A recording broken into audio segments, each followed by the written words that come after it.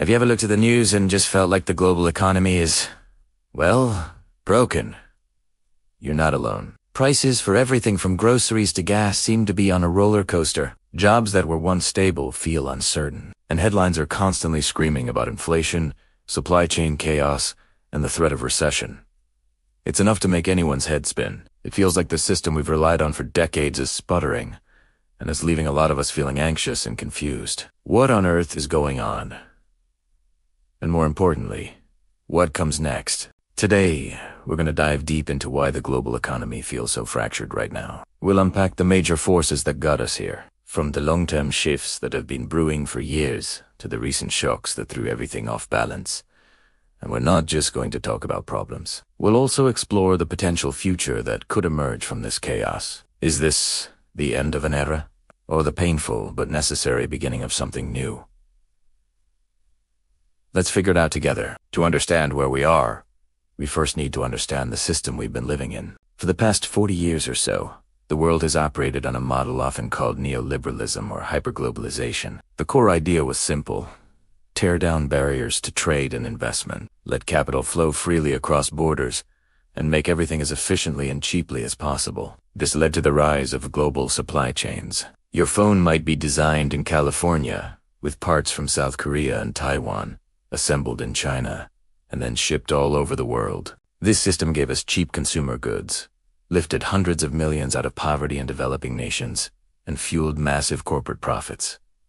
For a while, it seemed to work, but beneath the surface, cracks were forming. One of the biggest cracks was growing inequality. While corporations and the wealthy benefited immensely from this hyper-efficient system, many working and middle-class people in developed countries saw their wages stagnate. Manufacturing jobs moved overseas in search of cheaper labor, hollowing out industrial towns and leaving communities feeling left behind. The promise was that cheaper goods would make up for stagnant wages, but for many, the math just didn't add up. The gap between the rich and everyone else grew wider and wider, creating social and political tension that has been simmering for years.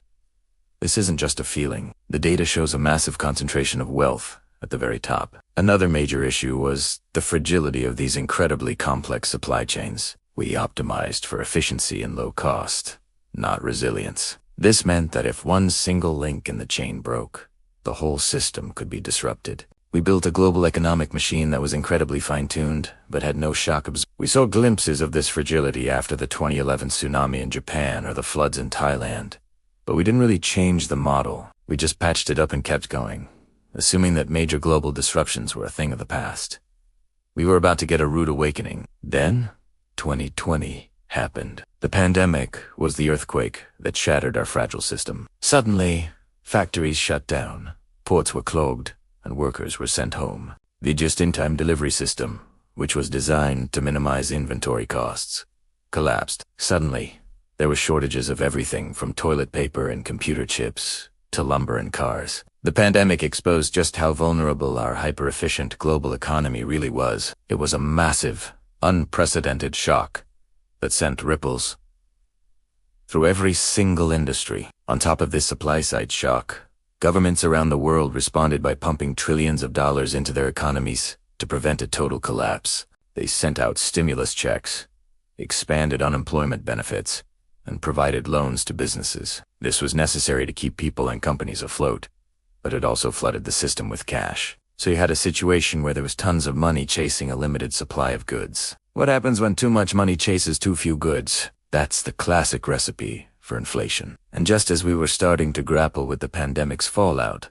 another major shock hit.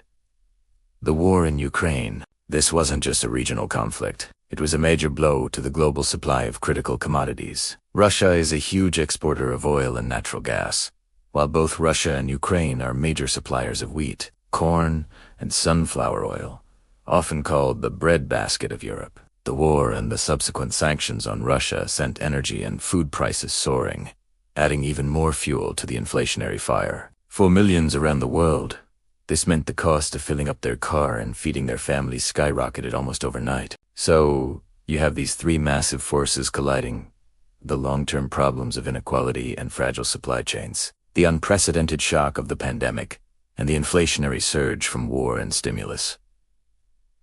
It's a perfect storm. This is why everything feels so chaotic and broken. The old model of hyperglobalization, focused solely on efficiency, has proven to be unsustainable and not resilient enough for the 21st century. So, if the old system is breaking down, what comes next? This is where things get really interesting. We are at a major turning point, and the decisions we make now will shape the global economy for decades to come. One of the biggest shifts we're seeing is a move away from just-in-time to just-in-case. Companies and countries are realizing that they can't rely on long, complicated supply chains that are vulnerable to disruption. They are now prioritizing resilience and security over pure cost. This is leading to a trend called reshoring or friendshoring.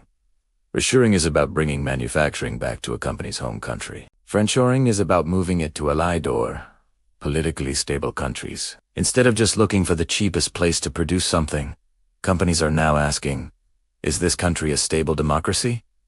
Do we share common values? Can we rely on them in a crisis? We're seeing this with the push in the US and Europe to build up their own semiconductor industries, reducing their reliance on Taiwan. This means that globalization isn't dead, but it's changing. It's becoming more regional, more political, and less, well, global. Another huge factor shaping the future is the green energy transition. The climate crisis and the desire to break free from reliance on fossil fuels from authoritarian states are accelerating a massive shift towards renewable energy like solar, wind, and batteries.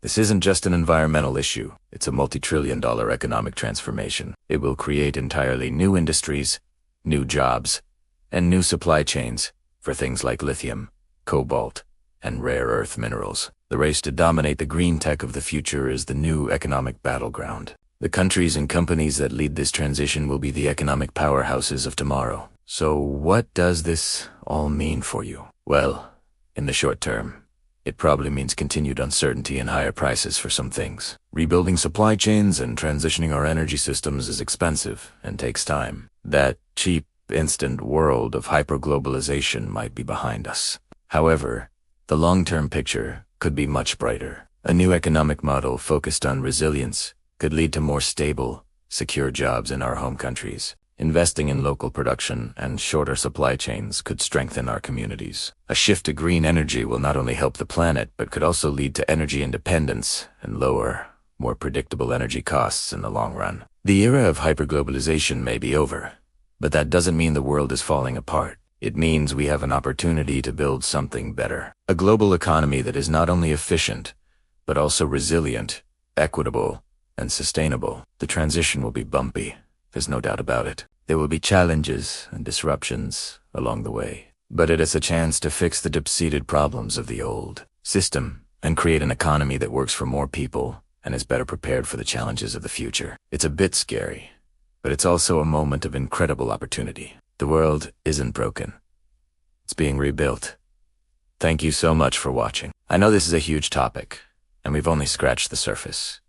What do you think the future of the global economy looks like? Let me know your thoughts in the comments below. And if you found this video helpful, please give it a thumbs up and subscribe for more deep dives into the forces shaping our world. See you next time.